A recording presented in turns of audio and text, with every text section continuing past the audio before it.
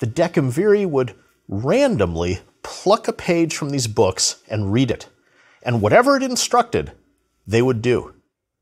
Usually this involved the introduction of a new god or ceremony. Another important priestly college was the fediales. This priesthood with 20 members performed religious rites involving international relations, including declarations of war and the signing of treaties. When the Romans went to war, they were very concerned that it be a just war, at least in their own eyes. In order to make it a just war, one of the fedial priests had to perform the following actions. He traveled to the land of the people against which the Romans were considering declaring war, and to the first person he met after crossing the border, he said, "Hear me, Jupiter and Quirinus and all the gods of the sky and all the gods of the earth and of the underworld. I call upon you to witness that these people are unjust and do not make reparations." He then wandered around for 33 days saying the same thing to the first person he met whenever he entered a city or marketplace. If, at the end of this time, the demands of the Romans had not been met, then a vote was taken and the Romans could choose to declare war. If this was the course of action decided upon, the fedial then took a bloody spear and, in the presence of 3 adult men, recited another formula stating the war to be a just war, at the end of which he threw the spear into enemy territory. This was the formal procedure by which the Romans declared war. When the Romans signed a treaty with another nation, the fediales again played an important role. To formalize the treaty, they recited a very long prayer to call the gods' attention to what was happening. The prayer ended with the phrase, "If the Romans shall break this treaty, then on that day great Jupiter smite the Roman people as today I smite this pig." And with these words, the priest bludgeoned a pig to death. When the Romans formulated a prayer to one of the gods, they usually first addressed it to all the different names associated with that particular deity, and then to the geographic locations with which he or she was thought to be linked to. Finally, just to make sure that they had not left anything out, they would add the phrase, "or whatever name you care to be called." Sacrifice was a major part of religious worship. The Romans sacrificed many different animals to their various gods, including goats, cows, bulls, sheep, pigs, birds, dogs, and horses. Male animals were sacrificed to male gods, and female animals to goddesses. White animals were sacrificed to gods of the sky, and black animals to gods of the underworld. The animal had to be perfect. Any deformities or unusual coloration or characteristics rendered it unsuitable. If the animal had horns, ribbons were tied around them. If the sponsor of the sacrifice was rich, he or she would have the horns gilded with gold. All temples had their altars located outside, which was where the sacrifices actually occurred. When the animal was led to the altar, it was a good sign if it went willingly. If it struggled a lot, the officiant was supposed to get another animal and start over. Before the sacrifice, the worshiper would go inside the temple and, if making a vow, would write it on wax tablets and attach these to the cult statue. At the sacrifice, everyone involved had to be sure that they washed their hands, and the priests had to cover their heads. Except for the prayers, everyone was expected to remain silent. But throughout the course of the sacrifice, one person played a flute. Once the animal had been led to the altar, the prayer was recited, following the usual prayer formula of invocation of the deity's name, the geographic locations associated with the deity, and the actual request being made. If it was a large animal, one of the priest's attendants struck it on the head or neck with a hammer or axe, and then another cut its throat. They cut upwards if it were for a god of the skies, downwards if it were for a god of the underworld. The kill needed to be done cleanly and efficiently. If it was performed sloppily, this was a bad omen.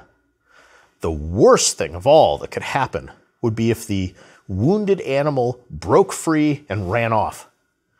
This once occurred at a sacrifice over which Julius Caesar was presiding, and because he ignored it, he received much criticism. The internal organs were then removed, in particular the heart, liver, and intestines. These organs were cut up and burned in a fire on the altar. And it was this that comprised the actual offering to the gods. And as they were burned, the priest directed the following phrase to the god being honored: "Be you increased by this offering." If an error was made at any stage of this process, the whole thing had to be repeated, along with an extra prayer and sacrifice to make up for the error. Sometimes the priest would make a preliminary, preemptive sacrifice in order to atone ahead of time for any error he might make. A special type of religious ritual involving sacrifice was the lustratio. This was a purification ceremony employed to cleanse of impurities a plot of land that was about to be used for some purpose, and to protect it from future hazards. This was accomplished by taking a pig, a sheep, and a bull, and leading them in a procession all around the perimeter of the territory. The three animals were then sacrificed in a rite known as a suo veterilia, and that term is a conglomeration of the Latin words for pig, sus, sheep, ovis, and bull, taurus. Some aspects of the Romans' religion we might consider more as superstitions than formal religious beliefs. Indeed, many of the current superstitions that people follow today are directly traceable to ancient ones, including black cats crossing your path and stepping under ladders as harbingers of bad luck. Superstitions were widespread in the Roman world and were not limited to uneducated or unsophisticated Romans. One Roman general always carried around a little statue of the god Apollo, and whenever he got in trouble, he would kiss it and pray to it. Other leaders were known to observe various superstitions. For example, putting on the wrong shoe first upon getting out of bed was a bad omen for the day. But conversely, if dew was present when starting a long journey, it was a good sign. Another aspect of Roman religion that seems akin to magic is that the Romans tried to place curses on their enemies to bring them bad luck. Individuals would invoke magical powers to curse their enemies and cause them misfortune. Oddly enough, the exact details of many of these curses are known to us today because of the way in which they were created. The text of the curse was written on a tablet, often by a professional sorcerer. Frequently, these tablets took the form of a thin sheet of lead onto which the curse was inscribed. It was then, in essence, mailed to the gods of the underworld by being dropped down a well, thrown in a cave, or buried. The usual form that the curse on the tablets took was to address one or several of the gods of the underworld, such as Pluto, promise him or her something in exchange for helping you, and then consign your enemy to him or her. To make the spell even more explicit, it was common to list all of your enemy's body parts that were to be affected by the curse.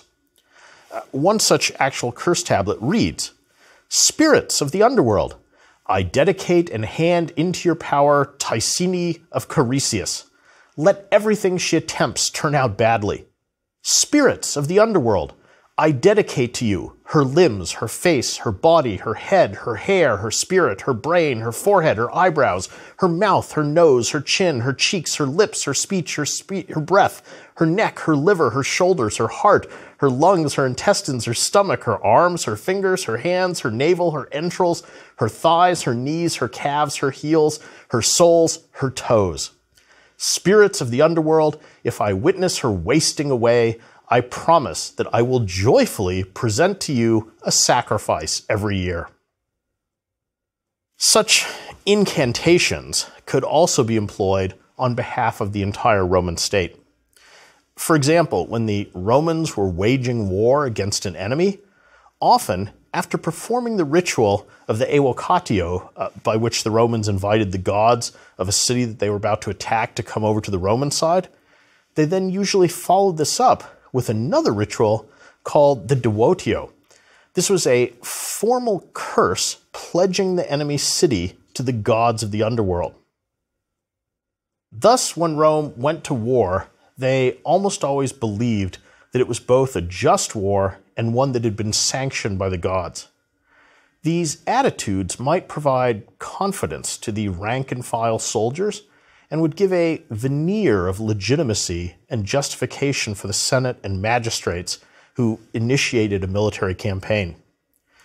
By 264 BC, the Romans had completed their conquest of Italy, but they would need all the confidence and assurance that religion could give them when, for the first time, they ventured beyond the Italian peninsula and became enmeshed in the next series of wars, a set of conflicts that brought them to the brink of total disaster.